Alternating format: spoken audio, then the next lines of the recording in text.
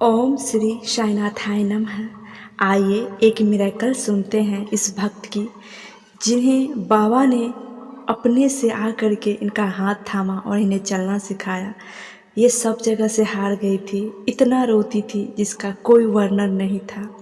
मैं बात कर रही हूँ साईं भक्त साइली की, जो बाबा की अतरंत भक्त में से एक थी। इन्हें बाबा पर अटूट विश्वास और प्रेम था। ये बाबा का नित्य पूजन करती थी। ऐसा कोई दिन नहीं था जिस दिन ये बाबा को दीप अगरबत्ती नहीं जलाती थी। जिस दिन इनकी तबीयत खराब होती थी, बिना नहाए ये हाथ पैर धो करके बाबा के पास एक दीप जलाती थी।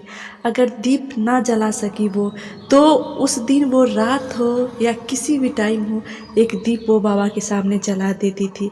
कई बार होता है कि हम खा करके भगवान का पूजा नहीं करते हैं, ऐसा मानना होता है। ये एक ऐसी भक्त थी जिन्हें भूख बर्दाश्त भी नहीं होता था, और ये खा करके नहा करके तब साईं के पास दीप अगरबत्ती जलाती थी। जब तक बाबा के पास ये दीप अगरबत्ती नहीं जलाती थी, इन्हें लगता था कि आज मेरी दुनिया में आज उजाला नहीं हुआ है, आज मेरी दुनिया के सामने अंधेरा है।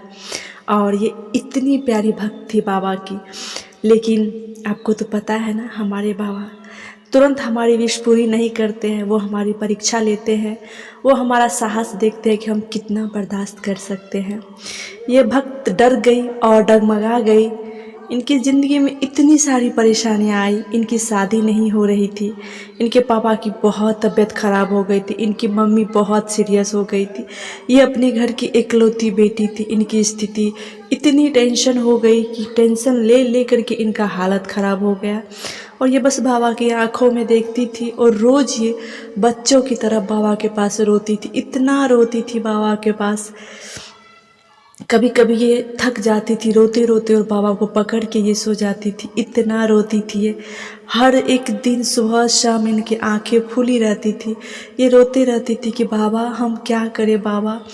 साइली कभी कोई गलत काम नहीं करती थी, और गलत काम करती भी थी तो बाबा की आंखों में देख के बाबा को सॉरी बोलती थी, और बाबा को बहुत मानती थी।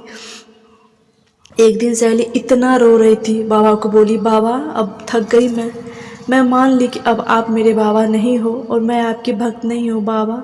मुझे नहीं पता बाबा कि लोग आपकी पूजा कैसे करते हैं बाबा, पर जितना मुझ में क्षमता था, मुझ में जितना शक्ति था, मैंने आपको उतना पूजा बाबा। लेकिन अब आप मेरी विश पूरी नहीं किए ना बाबा। अब से आप अपने रास्ते, हम अपने रास्ते बाबा। जो अमीर है, जिसके पास बहुत पैसे हैं, जाओ बाबा आप उसके बाबा बनना। अब से मैं आपकी भक्त नहीं हूँ। बाबा का पूजा करना ये छोड़ दी। लेकिन फिर भी बाबा की फ़ोटो को देखती थी और रो देती थी कि बाबा आपको अच्छा लग रहा है ना कि मैं आपकी पूजा नहीं करती हूँ। बाबा आप यही चाहते थे ना कि मैं आपकी पूजा नहीं करूँ, इसलिए ना बाबा आप हमको अपने से दूर कर दिए।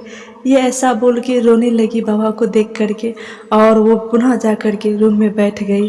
थोड़ी देर में ही इसको एक फ़ोन आता है, और इनको एक अचंभित फ़ोन आता है, जिसका फ़ोन सुन करके कुछ उनको फ़ोन पे बोला गया, और वो ध्यान नहीं दी और जा कर के वो सो गई।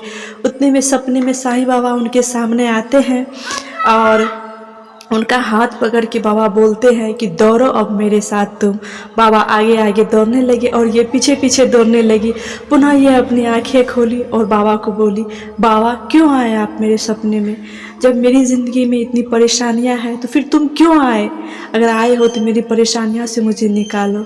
आपको विश्वास नहीं होगा, 3 से 4 दिन में ही गुरुवार के दिन एक अच्छा मेहमान आया और इसको पसंद कर लिया, और दोनों की शादी फाइनल हो गई, और बहुत अच्छे घर में धूमधाम से इनकी शादी हुई। एक प्रॉब्लम बाबा ने ख़त्म कर दिया।